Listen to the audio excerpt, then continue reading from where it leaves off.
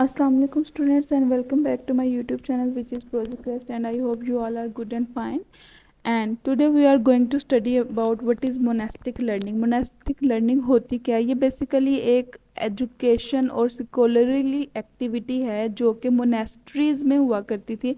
मतलब जो medieval period था उसमें मोनेस्ट्रीज में एजुकेशन और स्कॉलरली एक्टिविटीज़ हुआ करती थी. कहने का मतलब ये है कि मोनेस्ट्री ऐसी जगह थी जहाँ पे रिलीजियस कम्युनिटीज़ जो थी वो मतलब जो तब के मॉन्क्स जो थे वो रहते थे, प्रे करते थे और वहाँ पे काम करते थे.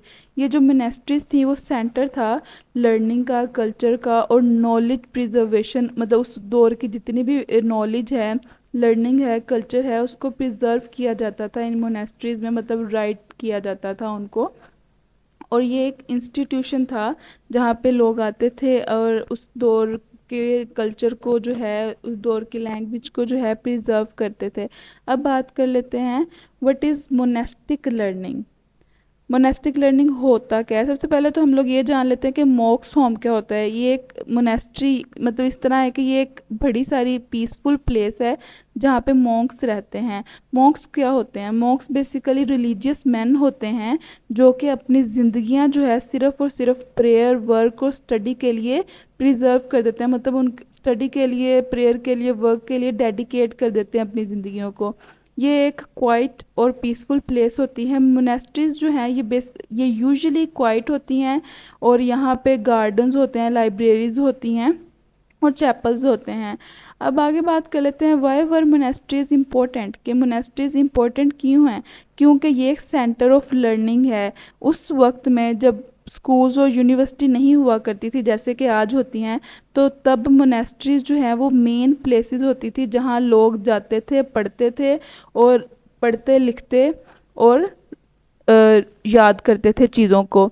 और नॉलेज कीपर, मोनेस्ट्रीज जो थी ये नॉलेज कीपर थी. मतलब मॉन्क्स जो थे बुक्स को अपने हाथ से कॉपी किया करते थे. लाइक आजकल के दौर में तो प्रिंटिंग प्रेस का सिस्टम है ना, कि मतलब प्रिंटिंग प्रेस होती है, हम जाते हैं अपनी बुक्स और हर चीज़ जो है उसको प्रिंट करवा लेते हैं. लेकिन उस वक्त के जो मॉन्क्स थे, मॉन्क्स कौन थे? मैंने आपको पीछे बताया कि वो रिलीजियस मैन थे जो कि अपनी ज़िंदगियाँ प्रेयर, वर्क और स्टडी के लिए प्रिजर्व कर देते थे, डेडिकेट कर देते थे.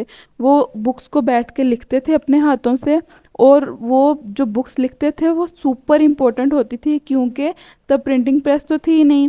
और ये सिर्फ वह ज़रिया था जिसके ज़रिए किसी भी उस वक्त के जो टेक्स्ट है उसको प्रिजर्व किया जा सकता और आज के दौर तक वो शेयर्ड हो पाता. ठीक है.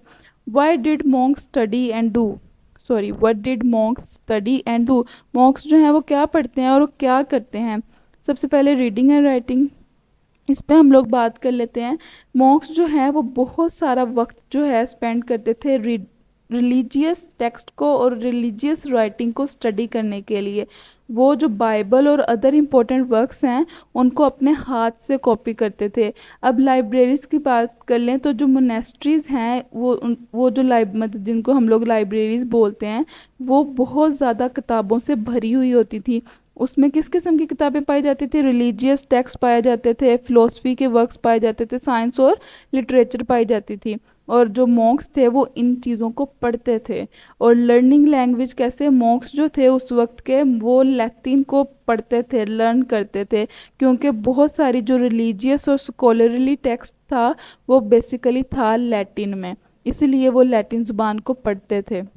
उसके बाद बात कर लेते हैं what kind of books did they copy. वो किस किस्म की किताबें जो है वो कॉपी करते थे? सबसे पहले वो रिलीजियस टेक्स्ट लाइक बाइबल जो है, जो कि मोस्ट इम्पोर्टेंट बुक है, ये उस किताब को कॉपी करते थे.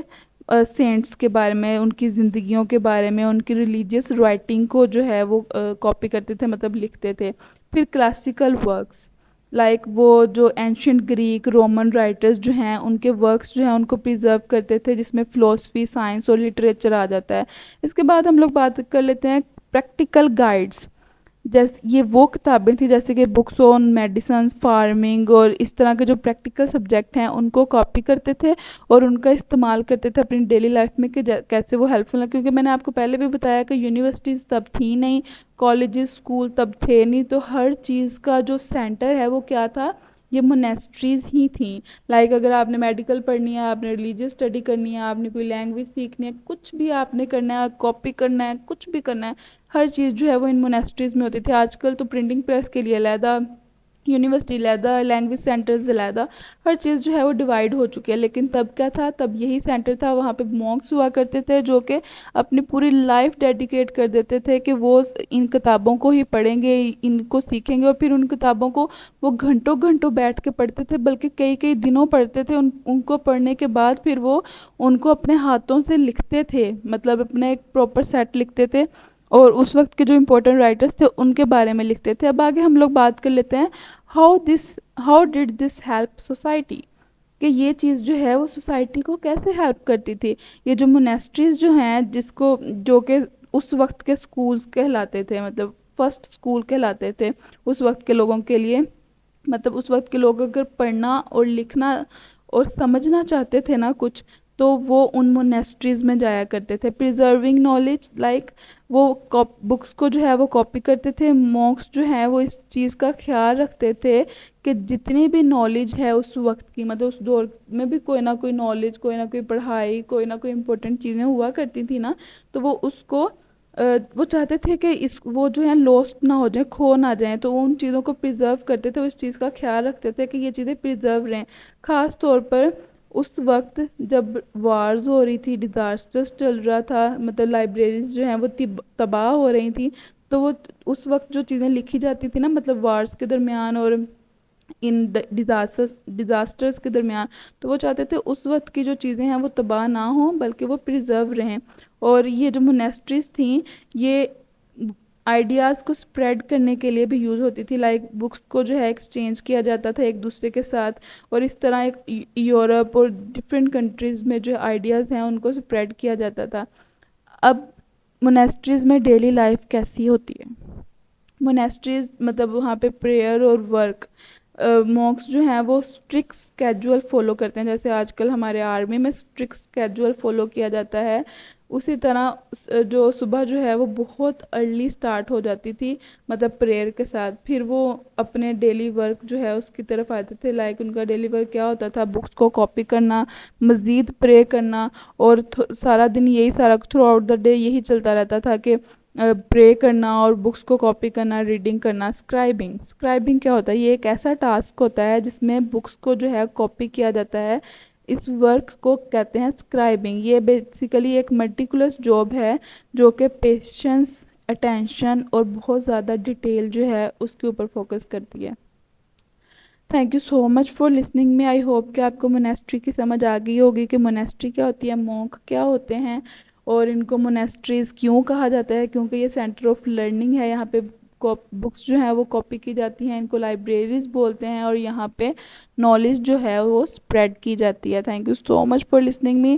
اگر آپ کو اس طرح کے یونیک ٹاپکس کے بارے میں مزید انفارمیشن چاہیے تو tell me in my comment section, and if this video is helpful for you, please subscribe my channel and press the bell icon. Allah Hafiz. Thank you so much.